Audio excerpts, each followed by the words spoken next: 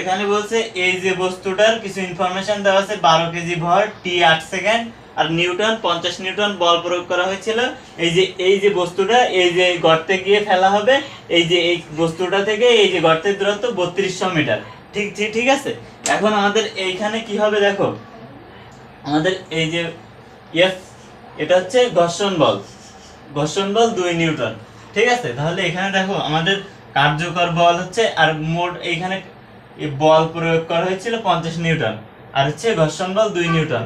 তাহলে এখানে দেখো তো আমরা তো জানি যে এফ এই যে কার্যকর বল ইকুয়ালস টু এম এ, তাহলে এম এ যদি হয় বা এ ইকুয়ালস টু কত হবে 8 সেকেন্ড পর বস্তুর বেগ কত হবে সেটা চাইছে। তাহলে আমাদের বেগ বের করতে গেলে এটা আগে বের করা লাগবে।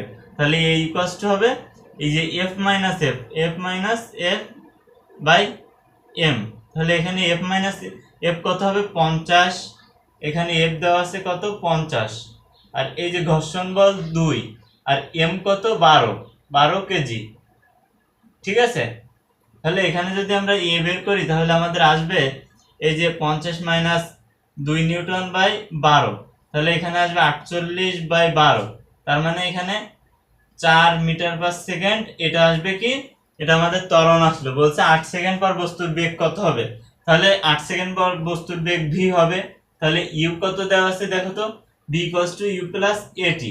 তাহলে দেখো তো ভাইয়া ইউ কত দেওয়া আছে স্থির অবস্থা থেকে, তাহলে ইউ 0 মিটার পার সেকেন্ড এবং ভিটা বের করতে হবে এ আমাদের এই যে 4 metre per second, 4 metre per second আছে এই যে ত্বরণ। ঠিক আছে, তাহলে টি কত আমাদের এখানে, টি হচ্ছে এই যে বলে দিছে 8 সেকেন্ড পর, তাহলে টাইম 8 সেকেন্ড। তাহলে এখানে ইউ প্লাস এটি যদি তুমি দাও তাহলে 0 প্লাস এ কত 4 ইন্টু টি কত 8, 4 8 32 মিটার পার সেকেন্ড। তাহলে আমাদের 8 সেকেন্ড পর বস্তুর বেগ কত হবে 32 মিটার পার সেকেন্ড। ধরো এই যে 8 সেকেন্ড পরে ধরো এখানে বস্তুটা যাবে, তখন বস্তুটার বেগ কত হবে, তখন বস্তুটার বেগ হবে 32 মিটার পার সেকেন্ড। 50 নিউটন বল দিয়ে এর উপরে 8 সেকেন্ড বল প্রয়োগ করছে, এই 50 নিউটন বল দ্বারা যদি এই যে বস্তুটা এই যে 3200 মিটার এই যে এইখান থেকে এই পর্যন্ত যাইতে পারে, এই 3200 মিটার দূরত্ব অতিক্রম করতে পারে, তাহলে আমাদের এই যে উদ্দেশ্যটা সফল হবে ওই ব্যক্তির, আর তা না হলে উদ্দেশ্য সফল হবে না। সুতরাং এখানে কি করতে হবে দেখো, আমাদের শেষ বেগ এইখানে গিয়ে বেগ কত পাইছি 32 মিটার পার সেকেন্ড, তাই না।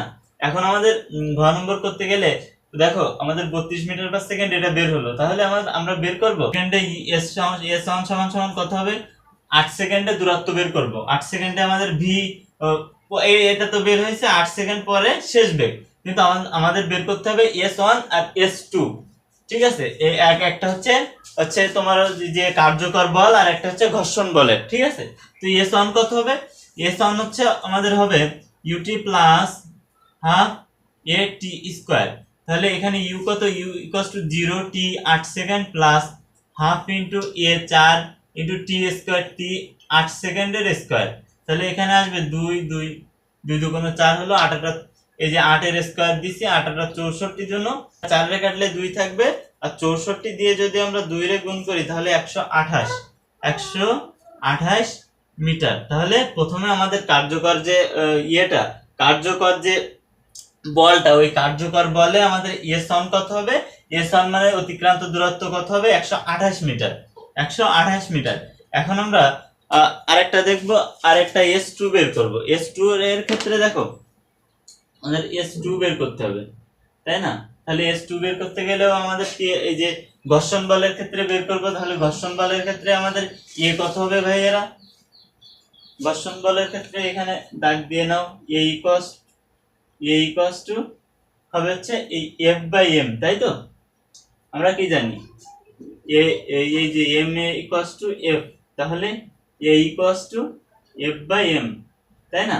তাহলে এই যে Fটা এই F 2 নিউটন, তাহলে 2 বাই এই যে M কত 12, এখানে দেখো 12 ভর, বস্তুর ভর 12, তাহলে এখানে 2 দ্বারা যদি 12 রে তুমি ভাগ করো 2 ভাগ 12, তাহলে এখানে আসবে 0.16। তাহলে এখানে যদি 0.16 আসে তাহলে তোমাদের এখানে 0.16 মিটার পার সেকেন্ড এটা আসলে ত্বরণ। ঠিক আছে, এখন আমরা S2 বের করব। আর আমাদের ভি কত আসছিল দেখো তো, ভি শেষ বেগ মানে এই যে 32 মিটার পার সেকেন্ড আসছিল। ভি ভি আসছিল 32 metre per second, metre per second. তবে এইখানে ভি মানে কিন্তু এই যে ভি এইখান থেকে কিন্তু আবার এই পর্যন্ত যাচ্ছে, তার মানে কি এইখান থেকে আমরা এই পর্যন্ত দূরত্ব নির্ণয় করতেছি। তাহলে এই যে ভিটা, এই যে ভিটা, এই যে এখানকার যে ইউ, ইউ হয়ে যাবে কিন্তু, কারণ এখান থেকে এই পর্যন্ত নির্ণয় করতেছি। তাহলে এইখানকার বেগ কত, 32 মিটার পার সেকেন্ড। তাহলে এটা হচ্ছে ভি ইকুয়ালস টু ইউ হয়ে যাবে। ঠিক আছে, তো আমরা তো জানি এখানে S2 আমরা কিভাবে বের করবো। এবার দেখো, আমরা তো জানি যে V square equals to U square plus 2as, এটা জানি। তাহলে আমাদের দেখো তো, এখান থেকে আমরা এসটা বের করব। তাহলে আমাদের ভিটা এই যে এইখানে গিয়ে, এইখানে গিয়ে যেহেতু ওই বস্তুটা থেমে যাবে, ঠিক আছে, তাহলে আমাদের ভিটা আসবে আলটিমেটলি 0। আর এই যে আদি বেগ এখানে বেগ আছে তার, ঠিক আছে, এই যে শুরু হয়েছে যখন, তখন বেগ আস্তে আস্তে কমছে না, তাই আদি বেগ হচ্ছে 32, আর শেষ বেগ এখানে যে যেহেতু থেমে যাবে এই যে বস্তুটা, সেহেতু ভি ইকুয়ালস টু 0 হবে।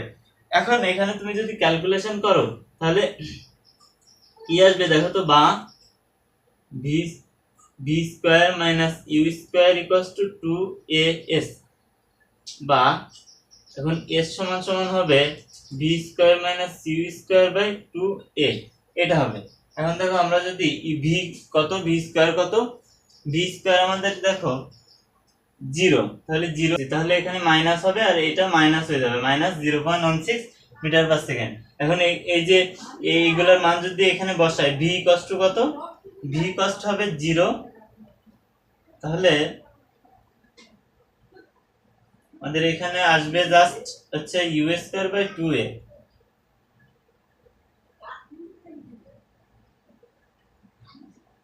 তাহলে এখানে আসবে মাইনাস, এই যে আসবে ভি স্কয়ার কত দেখো তো, 0 এর স্কয়ার মাইনাস ইউ কত ভাইয়ারা দেখো তো, ইউ হচ্ছে 32 এর স্কয়ার, 2 ইন্টু এ কত, এ মাইনাস 0.16। তাহলে এখানে যদি আমরা দেখি তাহলে এখানে কত আসবে, এখানে আসবে আমাদের 32 এর স্কয়ার যদি আমরা দিই 1024 আসবে, মাইনাস 1024 বাই মাইনাস কত আসবে, মাইনাস 2 ইন্টু 0.16, 0.32 আসবে। তাহলে এই মাইনাস আর এই মাইনাস কেটে যাবে, কেটে গেলে এখানে আসবে কত, 1024 ভাগ 0.32, তাহলে আসবে 3200। তাহলে দেখো তো এখানে কি হচ্ছে, এখানে আমাদের S1 বের হয়েছিল 128 মিটার, আর S2 বের হয়েছে আমাদের কত, S2 বের হয়েছে 3200। তাহলে আমাদের 12 কেজি ভরের একটি বস্তুকে স্থির অবস্থা থেকে 3200 মিটার দূরে অবস্থিত গর্তে ফেলানোর উদ্দেশ্যে এক ব্যক্তি 50 নিউটন বল 8 সেকেন্ড প্রয়োগ করলো। তাহলে তার উদ্দেশ্য সফল হবে কিনা। যেহেতু দেখো তো এইখান থেকে এই পর্যন্ত আমাদের S1 আর S2 বের হয়েছে না 3200 আর প্লাস 128, তাহলে আমাদের মোট এস কত হবে, এই 3200 বেশি হয়ে যাচ্ছে। তাহলে অবশ্যই তার যে উদ্দেশ্যটা, অবশ্যই তার উদ্দেশ্য সফল হবে।